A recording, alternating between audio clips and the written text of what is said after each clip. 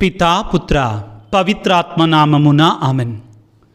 క్రీస్తునాథుని యందు మిక్కిలి ప్రియ సహోదరి సహోదరులారా, క్రైస్తవులంగా మనం పవిత్రాత్మ సర్వేశ్వరుని ఎందుకు పొందుకోవాలి? పవిత్రాత్మ సర్వేశ్వరుని పొందుకోవడం ద్వారా పవిత్రాత్మ సర్వేశ్వరుడు మనలో ఎటువంటి కార్యాలు చేస్తారు? పవిత్రాత్మ సర్వేశ్వరుని, పరిశుద్ధాత్మ దేవుని పొందుకోవడం యొక్క ఆవశ్యకత ఏమిటి అనే సత్యాలని 7 ముఖ్యంగా ఈ రోజున తెలుసుకోవటానికి ప్రయత్నం చేద్దాం. క్రైస్తవులంగా ఈ వాక్య పరిచర్య మనకి చాలా ముఖ్యమైనటువంటిది. పౌలు కొరింథీయులకు రాసిన మొదటి లేఖ 12వ అధ్యాయము 1 మరియు 3వ వచనములు. ఇక పవిత్రాత్మ వరముల విషయము సహోదరి సహోదరులారా, వారిని గూర్చిన సత్యమును మీరు గ్రహింపవలనని నా కోరిక. దేవుని ఆత్మచే మాట్లాడు ఏ వ్యక్తియు యేసు నాశనమగునుగా కాని పలకజాలరని మీరు గ్రహించవలను. పవిత్రాత్మచే తప్ప ఏ వ్యక్తియు యేసే ప్రభువని అంగీకరింపజాలడు. ప్రియులకు దేవుని బిడ్డలారా, పవిత్రాత్మ దేవుడు అనేటువంటి త్రిత్వములో 2వ వ్యక్తి ఒక శక్తి మాత్రమే కాదండి. ఆయన జీవము కలిగినటువంటి త్రిత్వములో 3వ వ్యక్తి, వ్యక్తిత్వాన్ని కలిగినటువంటి వాడు. యేసు ప్రభు తన శిష్యులకి వాగ్దానము చేసినట్లుగా పరిశుద్ధాత్మ మీపైకి దిగివచ్చినప్పుడు మీరు శక్తిని పొందుదురు. అపోస్తుల కార్యాలు 1వ అధ్యాయము క్రీస్తు మోక్షారోహణ మహోత్సవం నాడు క్రీస్తు ప్రభు మోక్షారోహణం అవుతూ శిష్యులకు ఇచ్చినటువంటి వాగ్దానము. ఇంకా పైనుండి ఆత్మ దిగివచ్చే వరకు కూడా మీరు యెరూషలేమును విడిచి వెళ్ళవద్దు అని ఆజ్ఞ జారీ చేశారు. కారణం, ఆ పరిశుద్ధాత్మ సర్వేశ్వరుడు వారిలో చేసేటువంటి మహత్తరమైన కార్యం, మహత్తరమైన మార్పు. ప్రియులారా, పరిశుద్ధాత్మ దేవుడు మన జీవితాలలో ఏం చేస్తాడు, మనం ఎందుకు పొందుకోవాలి? 7 ముఖ్యమైనటువంటి కారణాలు తెలుసుకోవటానికి ముందుగా ఆ పరిశుద్ధాత్మ దేవుడు మనలో ఉంటే మనకేం జరుగుద్ది అనే దానికి ఒక చిన్న ఉదాహరణ ఇస్తాను. ఒక పిల్లవాడు 11 సంవత్సరాల వయసు, 6వ తరగతిని చదువుతున్నాడు. సంతోషంగా ఆనందంగా గాలిపటాన్ని తయారు చేసుకున్నాడు. రంగురంగులుగా తయారు చేశాడు. తయారు చేసి దాన్ని ఎగరవేయటానికి సిద్ధపడ్డాడు. ఆ తరువాత దాని పొడుగాటి తాడు కట్టి ఒక పుల్లకు చుట్టాడు. ఇక కొన్ని గంటల పాటు శ్రమించిన తర్వాత ఆ పిల్లవాడు ఆ గాలిపటాన్ని ఎగరవేయడానికి అటు ఇటు తిరుగుతున్నాడు, ఉరుకుతున్నాడు. గాలిపటం పైకి ఎగురుద్ది కదా అని. కొంచెం దూరం వెళుతుంది, పడిపోతుంది. కొంచెం దూరం వెళుతుంది, పడిపోతుంది. కొంచెం దూరం వెళుతుంది, పడిపోతుంది. చాలా నిరుత్సాహపడ్డాడు, నీరు గారిపోయాడు. ఎందుకంటే ఎంతో ఉత్సాహంతో గాలిపటాన్ని ఎగరవేయాలి అని కుతూహలంతో దాన్ని తయారు చేశాడు. అన్ని హంగులు దిద్దాడు, అంతా రెడీ చేశాడు. కానీ అది పైకి ఎగరటల్లా. ఇంతలోకే వాళ్ళ తాతగారు చూసి, నాన్న ఇప్పుడు కాదు, నేను చెప్తాను ఎప్పుడు ఎగరవేయాలో అప్పుడు ఎగరవేయి, కంపల్సరిగా నీ గాలిపటం ఎగురుతుంది నాయన అన్నాడు. 1 గంట ఆగిన తర్వాత సాయంత్రం 5 గంటలు ఆ సమయంలో 5:30 గంటల సమయంలో మనవణ్ణి పిలిచి, ఇప్పుడు ఎగరై నీ గాలిపటం ఎగురుద్ది అన్నాడు. ఆ పిల్లవాడు ఎటువంటి శ్రమ లేకుండా, ఎటువంటి కష్టం లేకుండా ఇంతకుముందు అటు పరిగెట్టాడు, ఇటు పరిగెట్టాడు, గట్టిగా లాగాడు, మళ్ళీ పడిపోయింది. ఈసారి అటు విడిచిపెట్టగానే అది గాల్లోకి పైపైకి ఎగిరింది. ఆశ్చర్యపోయాడు పిల్లవాడు. తాత, అదేంటి నేను ఎంతో శ్రమపడ్డా, ఎంత ప్రయత్నం చేసినా గాలిపటం పైకి ఎగరలేదు, కానీ నువ్వు ఎగరమయ్యవనగానే అది ఎగిరిందేంటి అనగానే, నాయనా మనవడా, అది నా చేతుల్లో కూడా లేదురా, నువ్వు గాలి లేనప్పుడు దాన్ని ఎగరవేయటానికి ప్రయత్నం చేశావు, కానీ ఇప్పుడు గాలి వస్తుందని నేను గమనించాను, ఆ గాలికి ఎదురుగా అది ఎగురుతుంది నాయన. అది ఎగరాలంటే గాలి తోడుగా ఉండాలి, అది నీకు ఆనందాన్ని ఇవ్వాలంటే గాలి తోడుగా ఉండాలని, నువ్వు పడిన కష్టం ఫలించాలి అంటే, నీకు పరమానందాన్ని ఇవ్వాలంటే గాలి వీచాలి అని చెప్పి, క్రైస్తవుడు కూడా అంతే. క్రైస్తవ జీవితంలో నువ్వు ఫలించాలి అంటే, నీ ఫలాలు నిలిచి ఉండాలి అంటే, నీకు వరాలు కావాలి అంటే, నీవు నిలబడాలంటే, నీవు ఆత్మదేవుడు ప్రసాదించేట ఆనందాన్ని పొందుకోవాలంటే, నీ క్రైస్తవ జీవితాన్ని ఆనందమయము చేసుకోవాలంటే పరిశుద్ధాత్మ దేవుడు తప్పనిసరిగా ఉండాలి. పరిశుద్ధాత్మ దేవుడు లేనటువంటి వాడు గాలి లేని గాలిపటములాగా పడిపోతాడు, కూలిపోతాడు, కృంగిపోతాడు. ప్రియమైన క్రైస్తవుడా, నీవు ఆత్మజీవని చేత నింపబడినట్టు క్రైస్తవుడిగా జీవిస్తున్నావా? నీవు జ్ఞానస్నానములో పొందుకున్నటువంటి ఆ పరిశుద్ధాత్మ దేవుని నీవు సజీవంగా కాపాడుకుంటున్నావా? బిషప్ గారు నీకు ప్రసాదించినటువంటి ఆ యొక్క భద్రమైన అభ్యంగనము, పవిత్రాత్మ ధృవీకరణ సాంఖ్యము ద్వారా నువ్వు పొందుకున్నటువంటి ఆ పరిశుద్ధాత్మ దేవుని నీవు సజీవంగా కాపాడుకుంటున్నావా, భద్రపరచుకుంటున్నావా? చాలామంది ఆధునిక క్రైస్తవులు, కథోలికులు ఆత్మ లేనటువంటి క్రైస్తవ జీవితాన్ని జీవిస్తున్నారు. గాలిపటం ఎగరడల్లా. గాలిపటాన్ని కలుగజేసేది ఆకాశంలో ఎగరడానికి కానీ భూమి మీద పడుకోవటానికి కాదు. క్రైస్తవుడు అనేటువంటి వాడు కూడా పౌలు గారు చెప్పినట్లుగా ఆకాశమునందలి తారకల వలె వెలుగొందాలి అంటాడు. ఫిలిప్పీ పత్రికలో, ఎఫెసీ పత్రికలో ఆకాశమునందలి తారకల వలె వెలుగొందాలి. నీలో ఆ వెలుగు లేదు, ఎందుకని? ఆ పరిశుద్ధాత్మ దేవుడు నీలో లేడు. నీలో వరాలు లేవు, ఎందుకని? ఫలాలు లేవు, ఎందుకని? క్రైస్తవుడు ఏ విధంగా ఆశీర్వదించబడాలి, అభిషేకించబడాలి, దీవెనలు పొందుకోవాలి, ఆ దీవెనలు నీ జీవితంలో లేదు. ఎందుకనంటే క్రైస్తవులు మనం ఆత్మ లేనటువంటి జీవితాలు జీవిస్తున్నామండి. క్రైస్తవుడు అనేటువంటి వాడు ఆత్మను ఎందుకు పొందుకోవాలి? నా దేవుడు యేసయ్యే, నా ప్రభు యేసయ్యే, యేసు తప్ప మరొక దేవుడు లేడు అనే ఈ విశ్వాసాన్ని ఎవరిస్తారు మనకి? ఎవరు అనుగ్రహిస్తారు మనకి? పరిశుద్ధాత్మ దేవుడు. యేసు ప్రభువు దేవుడు, యేసు ప్రభు ప్రభువు అని నీ చేత పలికించేవారు ఎవరు అనుకుంటున్నావు? పరిశుద్ధాత్మ దేవుడు. నీలో ఆ విశ్వాసాన్ని నూరిపేసేది, ఆ విశ్వాసాన్ని నింపేది క్రీస్తులో పరిశుద్ధాత్మ దేవుడే. ఆత్మ లేకుండా యేసే ప్రభువు అని ఎవడు పలకలేడంటండి. వాక్యాన్ని చదువుకుందాం. పౌలు కొరింథీయులకు రాసిన మొదటి లేఖ 12వ అధ్యాయము 3వ వచనం. కనుక దేవుని ఆత్మచే మాట్లాడు ఏ వ్యక్తియు యేసు నాశనమగునుగా కాని పలకడు. అదేవిధంగా మీరు గ్రహించాలి బిడ్డలారా, చాలా ముఖ్యమైన మాట ప్రియ క్రైస్తవులారా, పవిత్రాత్మచే తప్ప, పవిత్రాత్మ ప్రేరణతో తప్ప ఏ వ్యక్తియు యేసే ప్రభువు అని అంగీకరించలేడు. క్రీస్తు ప్రభు దేవుని కుమారుడని అంగీకరించే ఈ కృప పరిశుద్ధాత్మ ద్వారా మనకు వస్తుంది. సౌలు పౌలుగా మారకముందు సౌలు గురించి అక్కడ ఉన్నటువంటి అపోస్తుల కార్యాలలో ఉన్నటువంటి అననీయాకి దేవుడు ఒక దర్శనమిస్తాడు. ఏమిటి?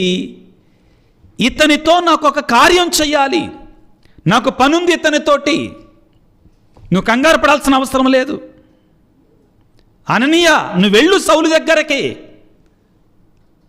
అతను నన్ను దేవునిగా అంగీకరించబోతున్నాడు, పరిశుద్ధాత్మ దేవుడు అతనిలో పనిచేయటం ప్రారంభించింది ఆల్రెడీ. మనకు కొంచెం విశ్వాసం ఉంటే, క్రీస్తు ప్రభు మీద బలమైన నమ్మకం ఉంటే మనం గర్వించాల్సిన అవసరం లేదు. అది దేవుని యొక్క కృప, దేవుని యొక్క అనుగ్రహం, పరిశుద్ధాత్మ వరం. యేసయ్య మీద విశ్వాసం పరిశుద్ధాత్మ అనుగ్రహించేటు వరం ప్రియులకు దేవుని బిడ్డలారా.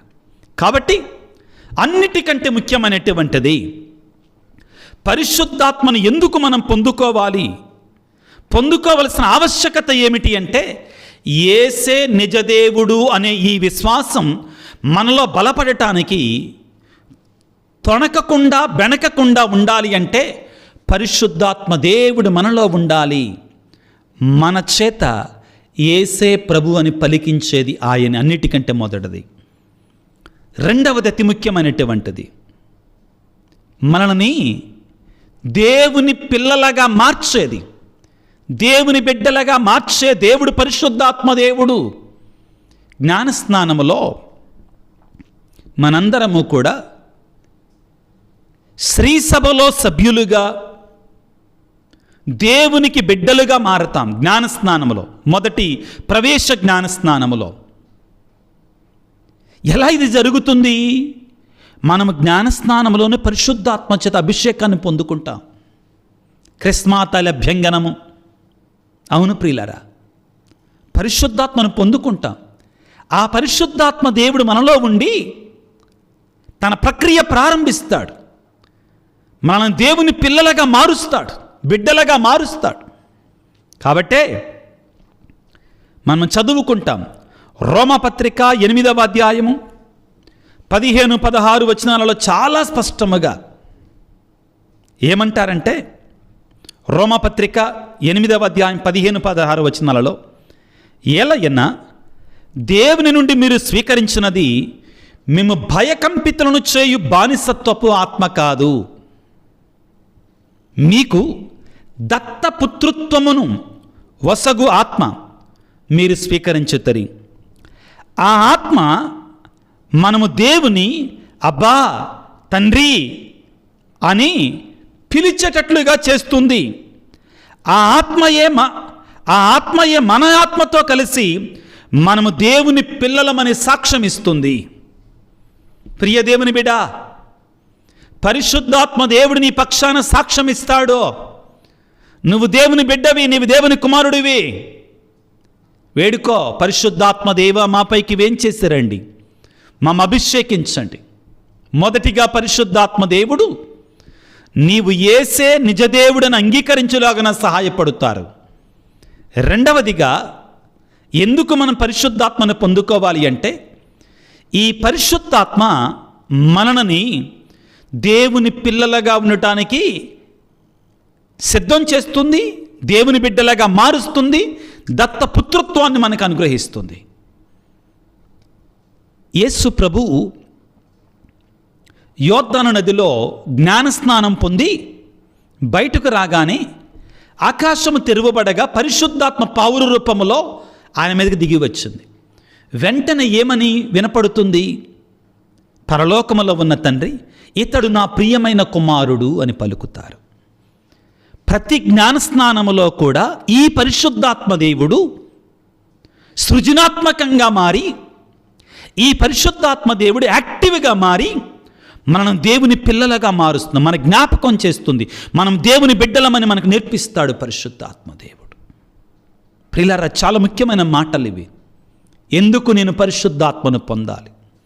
ప్రియులారా, పరిశుద్ధాత్మను మనం పొందుకొని కూడా ఆ పరిశుద్ధాత్మ దేవునికి మనం సముచితమైన స్థానాన్ని మనం ఇవ్వకపోతే మన జీవితంలో కొడిగట్టిపోతారు పరిశుద్ధాత్మ దేవుడు. ఆ పరిశుద్ధాత్మ దేవుని పట్టించుకోకుండా నిదానంగా పరిశుద్ధాత్మ దేవుని మన జీవితంలో పక్కకు నెడుతా ఉన్నామనుకో, ఆయన స్వరాన్ని ఆలకించకుండా, ఆయన అభిషేకాన్ని జ్ఞాపకం చేసుకోకుండా, ఆయన ప్రేరణను మనం అనుభవించకుండా మనం జీవిస్తున్నామనుకో, ఏమైపోతారు? పరిశుద్ధాత్మ దేవుడు మనలో నుంచి ప్రక్కకు జరిగిపోతారు. ఎలాగుంటారంటే పరిశుద్ధాత్మ దేవుడు నిప్పు కణికలాగా ఉంటారు. నిప్పు కణికలాగా ఉంటారు. ఆ నిప్పు కణిక మీద మరలా కొన్ని పుల్లలు వేస్తే నిప్పు మండుతూ ఉంటుంది. కానీ నువ్వు దాన్ని పట్టించుకోకుండా ఉంటే నిదానంగా ఆ కణిక నివురుగప్పుతుంది. ఏమవుతుందంటే నివురుగప్పుతుంది, పైన బూడిద ఏర్పడుతుంది. ఇంకా పట్టించుకోకపోతే ఆ నిప్పు ఆరిపోతుంది నీలో. నేను కొన్ని దినాల క్రితం క్రైస్తవులనేటువంటి వారు మంత్రతంత్ర శకునాలు జ్యోతిష్యాలు వీటి జోలికి వెళ్ళకూడదని చెప్పా. అంటే ఏమిటి, నేను ఎప్పుడైతే నల్లదాడు ఎర్రదాడు అంతర్తంత్రాలు కట్టించుకుంటానో నాకు పరిశుద్ధాత్మ అవసరం లేదని నా అంతటి నేను ఒప్పుకుంటున్నాను.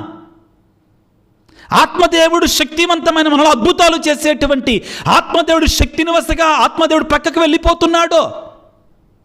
ప్రియబిడ్డ, నువ్వు వదులుకో మాకు, నువ్వు కోల్పో మాకు. ఆత్మదేవుని నీ జీవితంలోనికి ఆహ్వానించుకో. నిన్ను దేవుని పిల్లలుగా, నీవు దేవుని బిడ్డగా, కుమారుడిగా ఉండేటట్లుగా చేస్తా. మూడవది ప్రియులకు దేవుని బిడ్డలారా, పరిశుద్ధాత్మ దేవుడు పరిశుద్ధ జీవితం ఎలాగా జీవించాలో నేర్పిస్తాడు. పాట పాడుకుంటాం కదా, పావనాత్ముడా పావనాత్ముడా ఎట్లు నేను జీవించాలి, దేనికోసం జీవించాలి, నేర్పించు పావనాత్ముడా. ఇది నేర్పించేది పరిశుద్ధాత్మదేవుడు. ఎట్లు నేను జీవించాలి, దేనికోసం జీవించాలి, పరిశుద్ధత మనకు నేర్పించే దేవుడు పరిశుద్ధాత్ముడు. పాపం మీద పోరాడటానికి శక్తినిస్తాడు. పరిశుద్ధత రొసగేటువంటి దేవుడు పవిత్రాత్మ దేవుడు. ప్రియులకు దేవుని బిడ్డలారా, గలతి పత్రిక 5వ అధ్యాయం 22-23 వచనాలు మనం చదువుకుంటే ఆ ఆత్మఫలాలతో మనం నింపుతాడు. ఆ ఆత్మఫలాలతో మనం అభిషేకిస్తాడు. తద్వారా మనం ప్రేమ, ఆనందము, సమాధానము, శాంతి ఈ వరాలు మనం పొందుకుంటాం. జ్ఞానంతో నింపుతాం. పరిశుద్ధాత్మ దేవుని మనం ఎందుకు పొందుకోవాలి అంటే, ప్రియులకు దేవుని బిడ్డలారా, యేసే నిజ దేవుడిని అంగీకరించటానికి, మనం దేవుని బిడ్డలాగా మారడానికి, అన్నిటికంటే ముఖ్యమైనది మనం పరిశుద్ధంగా జీవించాలంటే పరిశుద్ధాత్మ దేవుడు మనలో ఉండాలి. లేకుంటే మనం జీవించలేం. ప్రియులకు దేవుని బిడ్డలారా, అన్నిటికంటే ముఖ్యమైనది గుర్తుపెట్టుకోండి.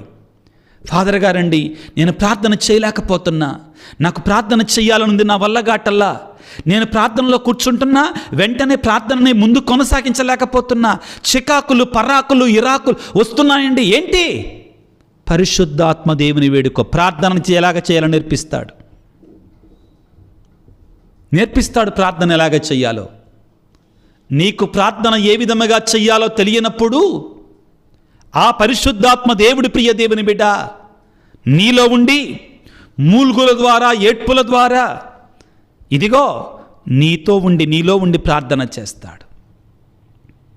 మన బలహీనతలలో కూడా ఎలాగ ప్రార్థించాలో నేర్పిస్తాడు. అడుగు. నువ్వు ప్రార్థన చేయటానికి ముందుగా, ఓ పరిశుద్ధాత్మ దేవా, నన్ను స్వీకరించు, నా ఆధీనంలో ఉంచుకో. ఈ ప్రార్థన సమయంలో నువ్వు నాకు తోడుగా ఉండి నీ అభిషేకాన్ని ఇవ్వు. ప్రార్థనలో నేను బలముగా ప్రార్థన చేయడం నా శక్తిని అప్పుడు నువ్వు సాధిస్తావు. ఇదిగో రోమీలకు రాసిన లేఖ 8వ అధ్యాయము 26వ వచనం ఈ విధంగా పలుకుతుంది. అదేవిధంగా బలహీనులమైన మనకు ఆత్మ సహాయపడుతుంది. ఎలయనగా మనం ఎట్లు ప్రార్థించవలనో మనకు తెలియదు. మాటలకు సాధ్యము కాని మూలుగుల ద్వారా మన కొరకై ఆత్మే దేవుని ప్రార్థిస్తుంది. ప్రియులారా, ఫాదర్ గారండి, నేను ప్రార్థనలు ఎదగలేకపోతున్నానండి, ఆత్మీయంగా బలపడలేకపోతున్నానండి. నువ్వెన్నిసార్లు నీ జీవితంలో ఆత్మదేవా నన్ను అభిషేకించు, ఆత్మదేవా నన్ను నీ యొక్క ఆధీనంలో ఉంచుకో, నా కార్యాలు, నా తలంపుల ఆధీనంలో ఉంచుకో. అప్పుడు పరిశుద్ధాత్మ దేవుడిని ప్రార్థనలు విజయాన్ని ఇస్తాడు, అద్భుత కార్యాలు చేస్తాడు. పౌలు, శిలాసులు ఎలాగ ప్రార్థించారు? ఆత్మచేత నింపబడి ప్రార్థన చేశారు, అద్భుతాలు. మానవుల హృదయాంతరంగమును పరిశీలించు దేవుడు ఆత్మ యొక్క భావమును ఎరుగును. దేవుని సంకల్పానుసారముగా దైవ ప్రజల కొరకై ఆత్మ దేవుని ప్రార్థిస్తుంది. ఆత్మే దేవుని ప్రార్థన చేస్తుంది. ప్రియ దేవుని బిడ్డ, మనం ప్రార్థన చేయటం ఎందుకు నేను పరిశుద్ధాత్మను పొందుకోవాలి? ఆత్మలో ఎదగాలి. ఆత్మీయ జీవితం ఎదగడానికి ప్రార్థనా జీవితంలో మనల్ని ముందుకు నడిపిస్తాడు, ఫలింపచేస్తాడు పరిశుద్ధాత్మ దేవుడు. ప్రియులకు దేవుని బిడ్డలారా, 5వది చాలా ముఖ్యమైనటువంటిది. పరిశుద్ధాత్మ దేవుడు మనల్ని దేవుని సైనికులుగా, దేవుని సాక్షులుగా మనం మారుస్తాడు. ప్రియులారా, పిరికి వారిగా ఉన్నటువంటి అపోస్తులు పెంతెకొస్తు పండగ దినాన పరిశుద్ధాత్మను పొందుకున్న తర్వాత ఉజ్వలతతో రగిలిపోయారు. వారు ప్రసంగాలు చెప్తుంటే ఒక్కొక్క ప్రసంగానికి 3,000 మంది 4,000 మంది హృదయ పరివర్తన చెందారు, మారు మనసు పొందారు. ఎవరు పనిచేస్తుంది వాళ్ళల్లో ఇప్పుడు? పరిశుద్ధాత్మ దేవుడు.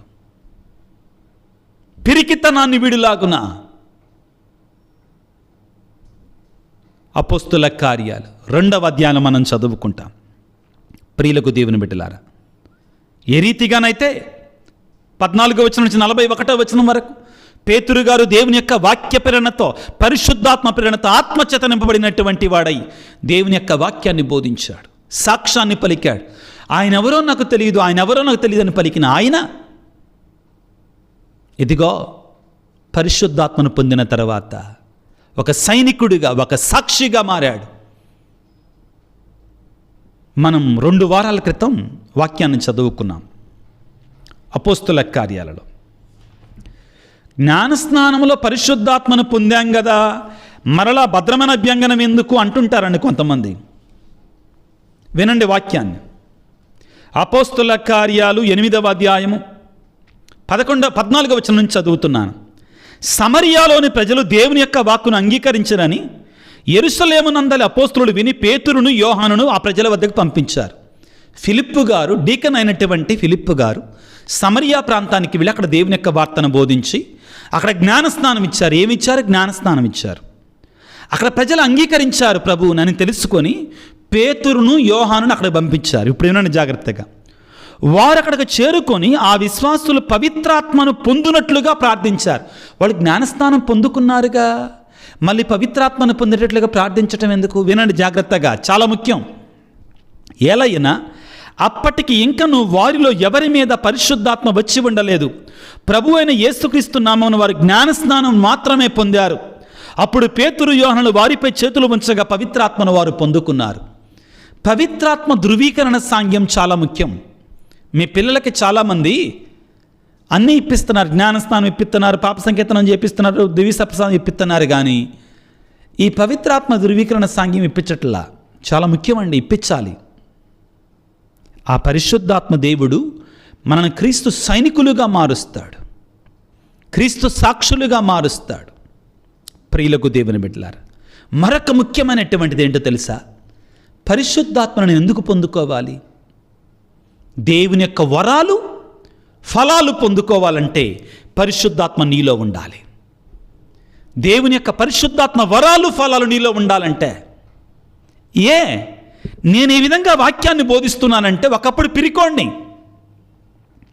అసలు గడగడలాడేటువంటి వాణ్ణి. వాక్యాన్ని ఇది పరిశుద్ధాత్మ వరం, ప్రవచన వరం నాది కాదండి, దేవుని యొక్క కృప. నీకు కూడా దేవుడు అనుగ్రహిస్తాడు వివిధ వరాలు. ఏ వరమైతే ఆయన ఖచ్చితంగా ఇదే వరం ఇస్తాడని మనం అడగటానికి అడుక్కోవచ్చు, తప్పులేదు ఆయన్ని. అయ్యా నేను వాక్య పరిచర్య చేస్తున్నానయ్యా, ఎంతోమంది బిడ్డలు పాపం అనారోగ్యంతో వస్తున్నారా నా దగ్గరికి, అస్వస్థతలతో వస్తున్నారయ్యా, ఇదిగో నీ చిత్తమైతే స్వస్థపరిచే వరాన్ని నాకు ఇవ్వ. అడగటంలో తప్పులేదు, ఇస్తాడు. కొన్నిసార్లు ఇవ్వకపోవచ్చు, నీకు ఇంకొక వరాన్ని ఇస్తాడు. కానీ నీవు పరిశుద్ధాత్మను నేను ఎందుకు పొందుకోవాలి అంటే జ్ఞానవరాలని, ఫలాలని పొందుకోవటానికి. నీ బిడ్డలకి తెలివి లేదా? ఎంత చదివినా కానీ మెమరీ పవర్ లేదా? నీ బిడ్డల చెడుదారులు వెళుతున్నారా? ఆ పరిశుద్ధాత్మ దేవుడి యొక్క వరాలు, ఫలాలు ఉంటే నువ్వు టెన్షన్ పడనక్కర్లా. నువ్వు ప్రార్థించాల్సింది ఏంటంటే నా పిల్లలను ధనవంతులను చేయి, నా పిల్లల్లో ఈ ఒక్క వరం కాదు, పరిశుద్ధాత్మ దేవా నా బిడ్డలను అభిషేకించు. ఇది నువ్వు చేయాల్సిన ప్రార్థన. ఆ వరాలు ఫలాలు నీ కుటుంబంలో ఉంటే అన్నీ ఉన్నట్టు. ఆయన వరప్రదాత. 6వది, ఎందుకు నేను పరిశుద్ధాత్మను పొందుకోవాలి? చాలా ముఖ్యమైనటిది 7వది ప్రియులారా, చాలా ముఖ్యమైనటువంటిది. ఇట్స్ ఆల్ ఇంపార్టెంట్ అన్నమాట.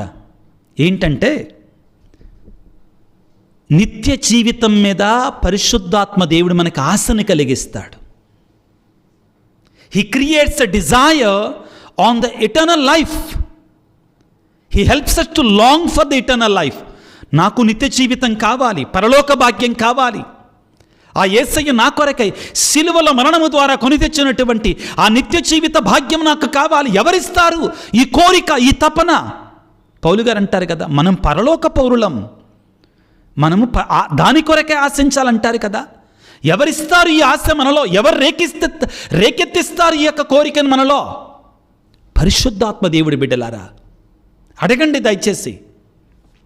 ప్రతి ఒక్కరం కూడా అడుక్కోవాలి ప్రియులారా, పరిశుద్ధాత్మ దేవ మాపైకి ఏం చేస్తారండి, మమ్మ అభిషేకించండి. ఎందుకు నేను పరిశుద్ధాత్మను పొందుకోవాలి? పరిశుద్ధాత్మను పొందేట ఆవశ్యకత ఏంటి? చివరి నుంచి వెళదాం. మొదటిది, చివరి నుంచి చెప్తున్నానండి, నాలో నిత్య జీవితం మీద కోరికని కలగజేస్తాడు, ఆశని కలగజేస్తాడు. He creates a hope, a desire, a longing, తృష్ణ, కోరిక, జిజ్ఞాస. ఆ నిత్య జీవితం మీద కోరికని కలగజేస్తాడు. చాలా ముఖ్యమండి. మనకి ఇహలోకంలో ఏమున్నా ఉపయోగం లేదు, బ్రతకడానికి కావాలి కాదంటల్లా, కానీ దానికోసం ఆశించాలి, అన్నిటికంటే ముఖ్యమైన. తర్వాత ప్రియులారా, మన జ్ఞానవరాలతో ఫలాలతో నింపుతాడు పరిశుద్ధాత్మ దేవుడు. మనం దేవుని యొక్క సైనికులుగా, సాక్షులుగా మారుస్తాడు. మన ప్రార్థనలో శక్తివంతమైన ప్రార్థన యోధులుగా మారుతాం పరిశుద్ధాత్మ దేవుడు మనలోనికి వస్తే. ప్రియులారా, పరిశుద్ధ జీవితం జీవించటానికి ఆయన మనకు సహాయం చేస్తాడు. దేవుని బిడ్డలుగా మారుస్తాడు. దేవుని అన్నిటికంటే మొట్టమొదటిది, అంటే చివరిది, వెనక నుంచి ముందుకు వస్తే ఏమిటి? యేసే నిజదేవుడు అని పలికించువాడు పరిశుద్ధాత్మ దేవుడే. నీలో ఆ కోరిక కలగజేసేవాడు పరిశుద్ధాత్మ దేవుడే. ఈరోజు వేడుకుందాం ప్రియులారా, మనందరిని కూడా ఈ 7 కారణాల చేత పరిశుద్ధాత్మను పొందుకోవాలి. ప్రభువుని వేడుకున్న దేవా, నీ పరిశుద్ధాత్మ అభిషేకాన్ని మాకు దయచేయి తండ్రి. పరిశుద్ధాత్మ అనుగ్రహంతో మమ్మల్ని నింపండి. నీ పరిశుద్ధాత్మను మాపైకి, మా బిడ్డలపైకి పంపించండి. మా సంఘాల మీదకి అభిషేకించండి, మా గురువుల మీదకి అభిషేకించండి. నేను నిజదేవునిగా అంగీకరించటానికి, ఏ రీతిగా ప్రార్థన చేయాలో మాకు నేర్పించటానికి, దేవుని బిడ్డలుగా ఉండడానికి, ఇదిగో ప్రభువా పవిత్రమైన జీవితాన్ని జీవించడానికి, ప్రార్థనలో బలపడటానికి, అదేవిధంగా సువార్తకు సాక్షులుగా ఉండడానికి, నీ పరిశుద్ధాత్మ వరాలు పొందుకోవడానికి, నిత్య జీవితం మీద ఆశ కలిగి జీవించటానికి నీ పరిశుద్ధాత్మను మా మీదకి పంపించండి తండ్రి అని తలలు వంచి ప్రార్థన చేసుకుందాం. ఓ పరిశుద్ధాత్మ దేవా, మాపైకి వేం చేశారండి, మమ్మ అభిషేకించండి. నీ వరాలు ఫలాలతోటి మమ్మ అభిషేకించండి. ఓ పరిశుద్ధాత్మ దేవా, ఎంతోమంది క్రైస్తవులు నీరసమైన జీవితాన్ని జీవిస్తున్నారు. అగ్ని లేనటువంటి, ఫైర్ లేనటువంటి, జీవము లేని జీవితాలు జీవిస్తున్నారు. ఓ పవిత్రాత్మ సర్వేశ్వర, వేం చేసిరండి, అభిషేకించండి. నీ క్రైస్తవ జనసమూహం అంతటినీ కూడా నీ ఆత్మ వర్షముతో నింపండి. ఈ వాక్యాన్ని ఆలకిస్తున్న ప్రతి బిడ్డను కూడా నీ ఆత్మాభిషేకముతో నింపండి, ఆత్మవరాలు ఫలాలతో నింపండి. ఓ యేసురాజా, నీవు మాత్రమే నిజదేవుడు అని పిలుచుకునే కృపని, నీ బిడ్డలుగా ఉండే కృపని, ఏం ప్రార్థన చేయాలి, దేనికోసం ప్రార్థన చేయాలి, పరిశుద్ధంగా జీవించే కృపని, నీ సైనికులుగా ఉండే కృపని, నీకు సాక్షులుగా ఉండే కృపని, ఆ పరిశుద్ధాత్మ వరాలు పొందుకునే కృపని, నిత్య జీవితం కొరకే ఆశ కలిగి ఉండే కృపను మాకు దయచేయండి.